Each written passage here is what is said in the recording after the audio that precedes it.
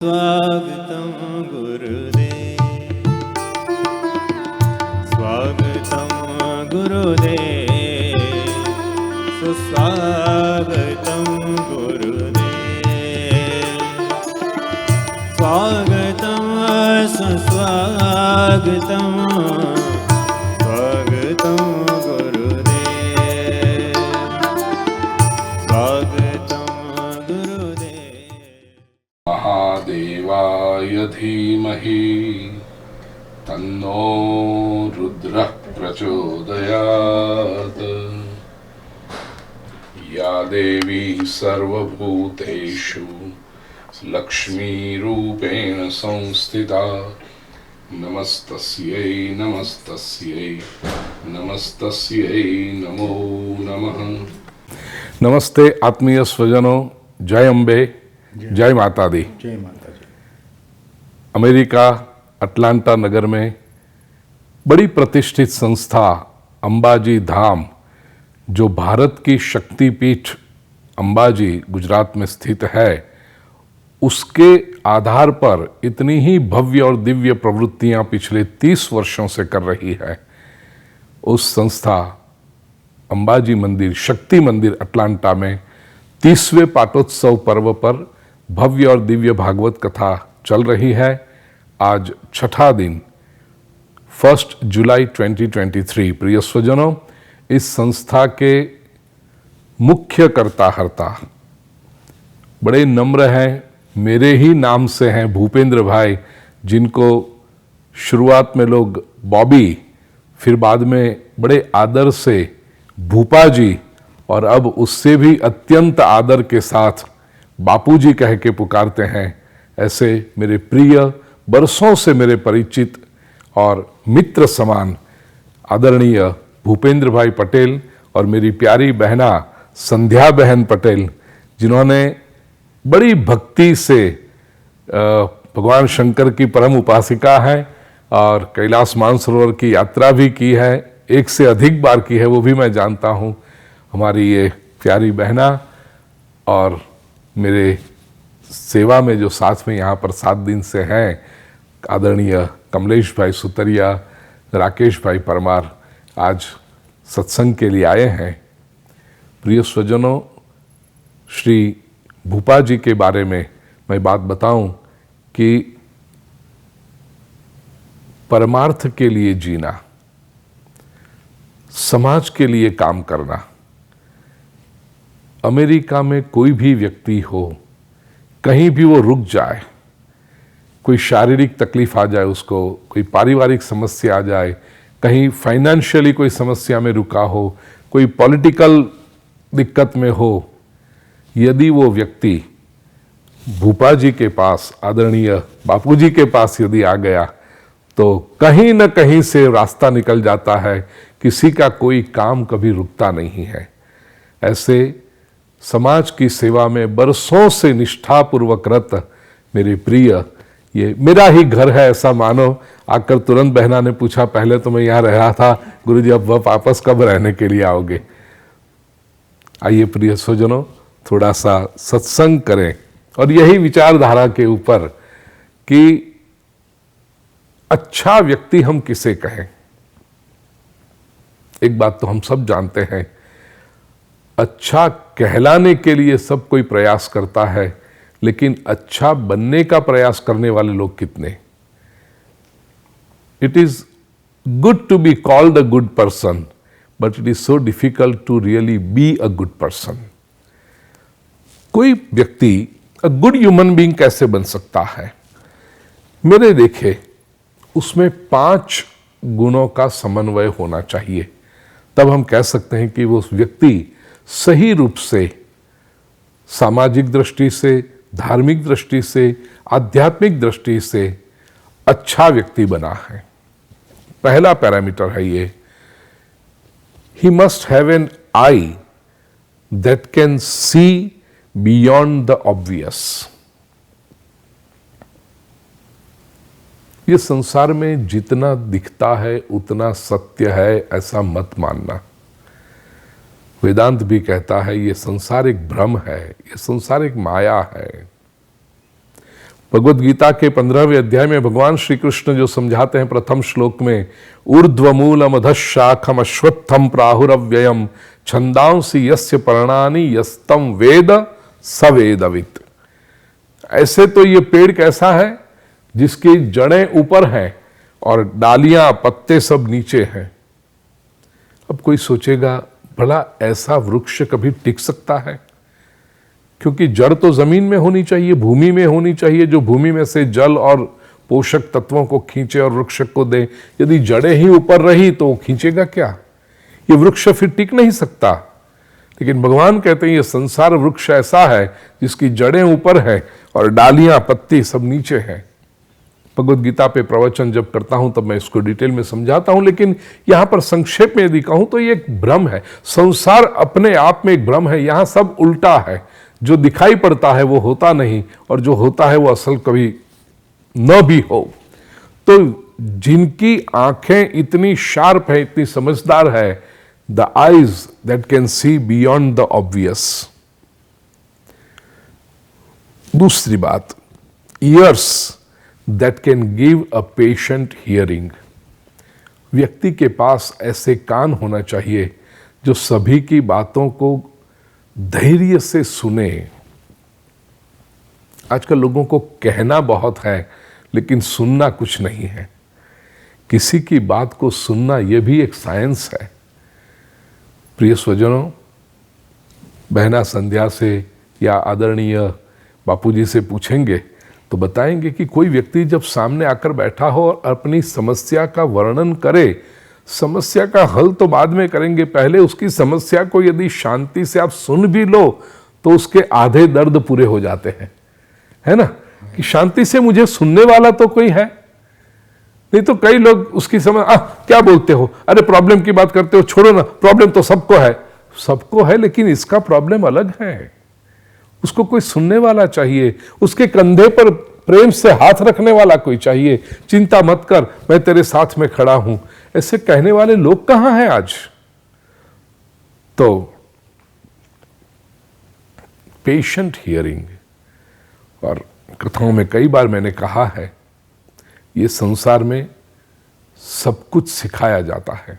बालक छोटा हो और बड़ा बनता जाए तो उसको हम बैठना सिखाते हैं, खड़ा रहना सिखाते हैं, चलना सिखाते हैं, खाना कैसे खाना है वो सिखाते हैं, लिखना सिखाते हैं, पढ़ना सिखाते हैं, बोलना सिखाते हैं।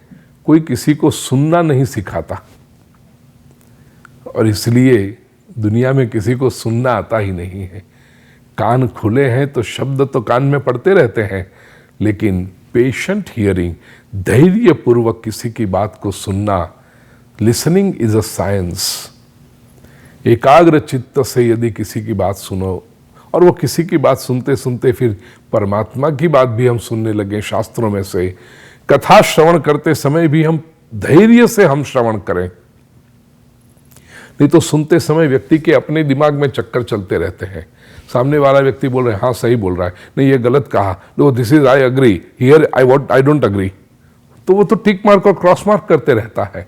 सामने वाले की बात कहाँ सुनी, और जब सुनी नहीं तो फिर इसने नया कुछ पाया नहीं, केवल अपने जो ज्ञान था, अपने पास जो जानकारी थी उसी को पक्का कर लिया, अग्री डिसअग्री करते हुए।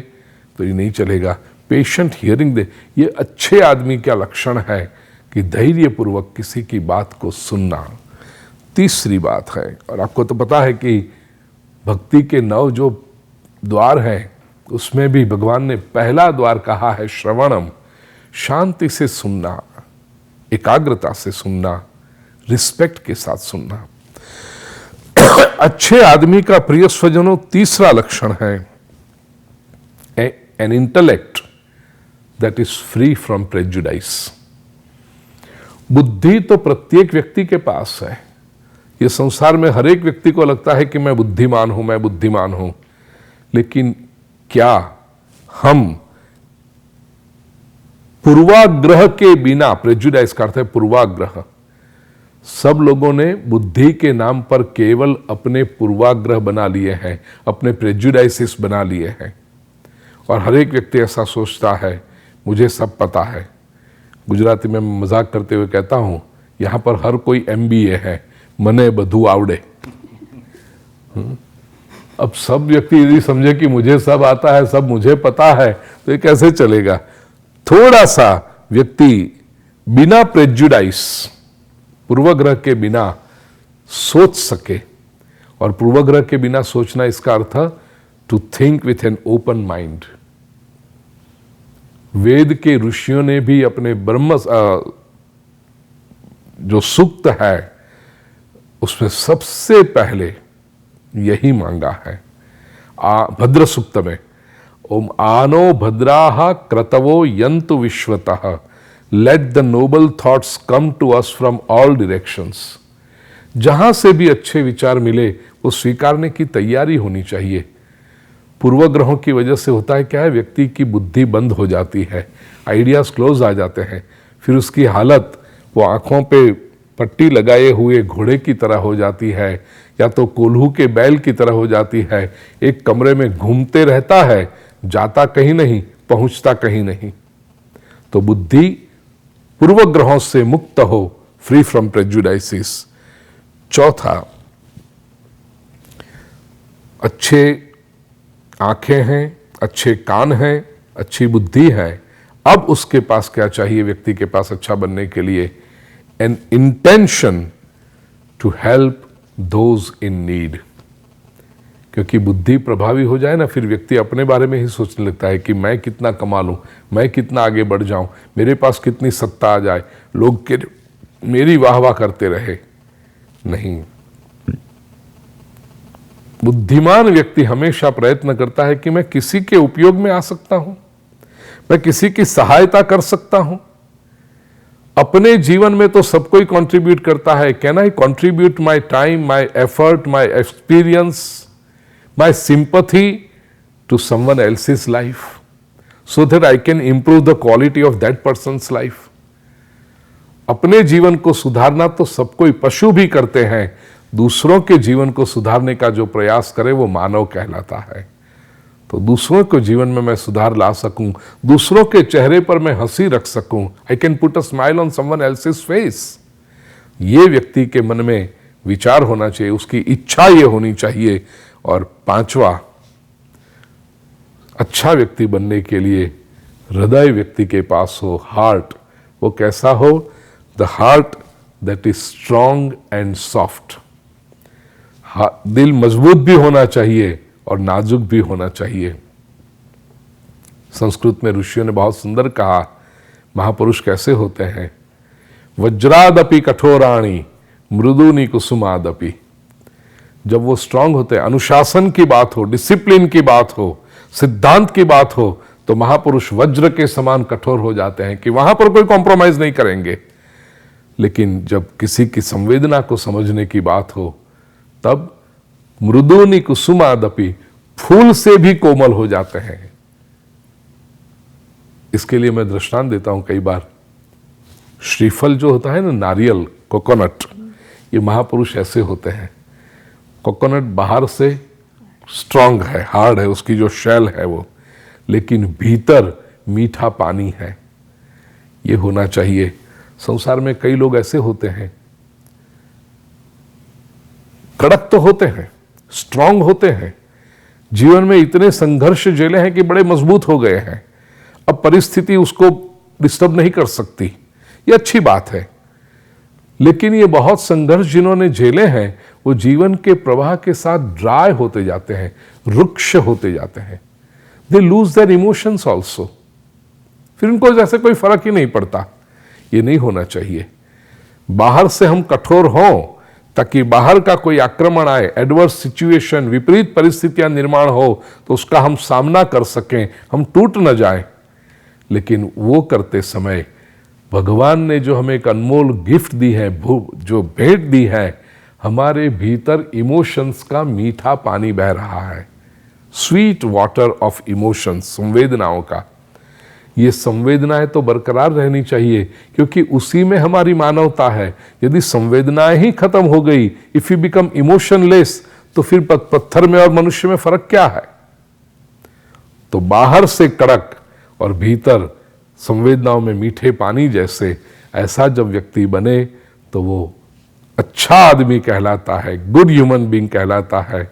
और मैं बड़ी प्रसन्नता के साथ, बड़ी जिम्मेदारी के साथ, मेरे 25 वर्षों के अनुभव के साथ कहता हूं कि एक ऐसे अच्छे आदमी के साथ आज हम बैठे हैं, हमारे आदरणीय भूपेंद्र भाई, जिनके पास ऑब्वियस से भी आगे देखने की आंखें हैं, लोगों की बातें सुनने के लिए धैर्यपूर्ण कान है, उनके पास बिना प्रेजुडाइज के बुद्धि है कि वो किसी की बातों में नहीं आते। कोई कह दे, नहीं तो लोग होते हैं ना, कोई किसी ने कुछ कह दिया तो अरे इसके बारे में तो मुझे इसने ऐसा कहा था। भूपेंद्र भाई ऐसा नहीं सोचते, वो सामने जो आदमी है उसको सोचते हैं, किसी ने कुछ भी कहा हो ये व्यक्ति असल में कैसा है, और फिर उसको समझने का प्रयास करते हैं। और उनका इंटेंशन हमेशा लोगों की मदद करने का रहता है। इतना ही नहीं, भूपेंद्र भाई का हार्ट, आदरणीय बापूजी का हार्ट बहुत मजबूत भी है और भीतर संवेदनाओं से भी भरा हुआ है। ऐसे अच्छे आदमी से प्रेरणा लेकर के, may you be a source of inspiration Bhupa ji for others, कि आपके जीवन में से प्रेरणा लेकर के समाज में कई लोग समाज में सत्कर्म करते रहें, दूसरों को मदद करते रहें। और असल में कहूँ कि भूपा जी के पीछे बहना संध्या का जो सपोर्ट है, अंग्रेजी में जो कहते हैं ना कि behind every successful man there is a lady, तो बहुत गौरव के साथ ये कहता हूँ, मेरी प्यारी बहना संध्या भी ऐसी एक स्ट्रांग और सपोर्टिव महिला है जिन्होंने हमेशा, तो इट्स अ वंडरफुल कपल। दोनों को बहुत बहुत शुभकामना, पूरे परिवार को बहुत बहुत आशीर्वाद। बोलिए श्री जगदम्बे मात की जय।